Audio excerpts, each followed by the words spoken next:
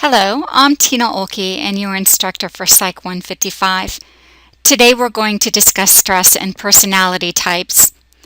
The first thing that you might find handy is to print off the PowerPoint, which you can find on the resources page in the classroom. If you navigate to the resources page, you'll see under the chapter resources heading that there are two hyperlinks that say chapter 11.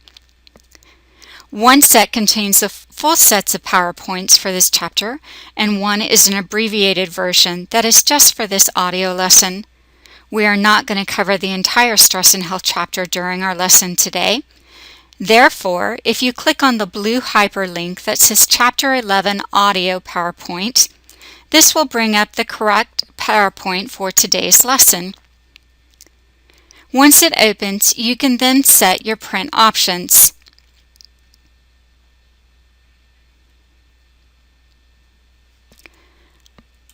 I suggest changing it to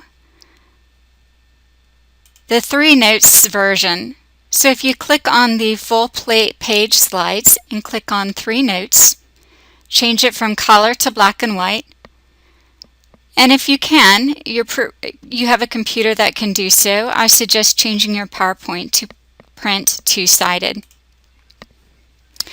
Today we are going to discuss stress. Something that I'll bet is a common thing among all of us.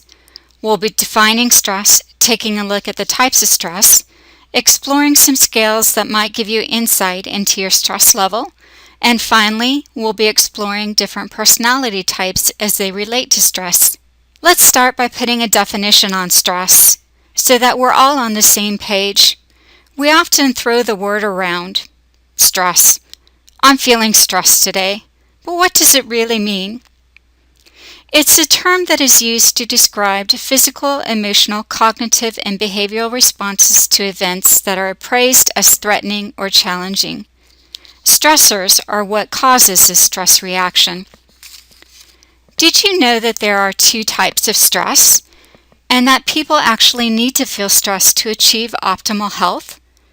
De-stress is what we feel when the stressor is unpleasant and undesirable. For example, school, work, peers, or coworkers can cause de-stress.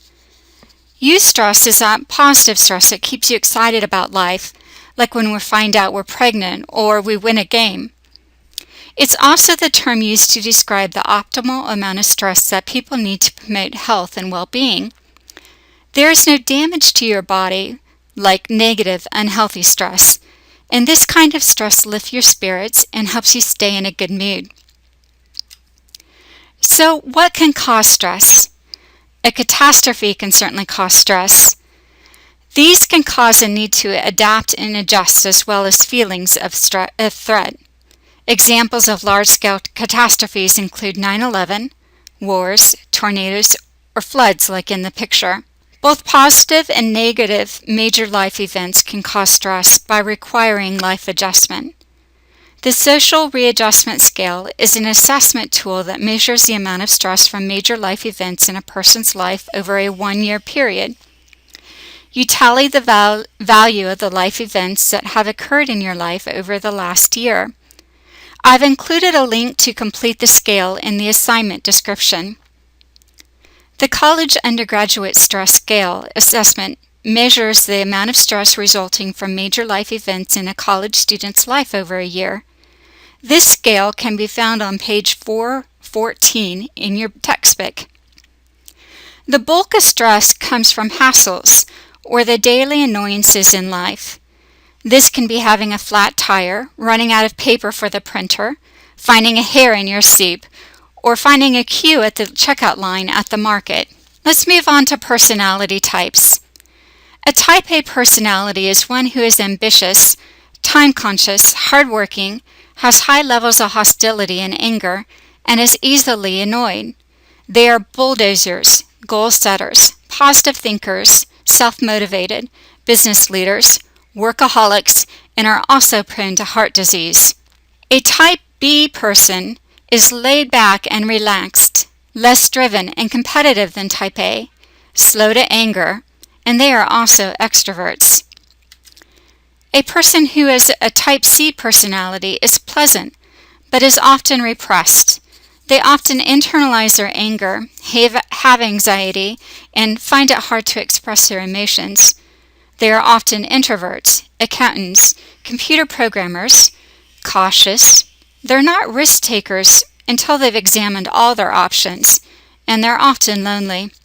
The hardy personality types are people who seem to thrive on stress, but they lack the anger and hostility of the type A personality. They feel in control and see things as a challenge, not as a problem. This concludes what we will be covering in our PowerPoint mini lesson.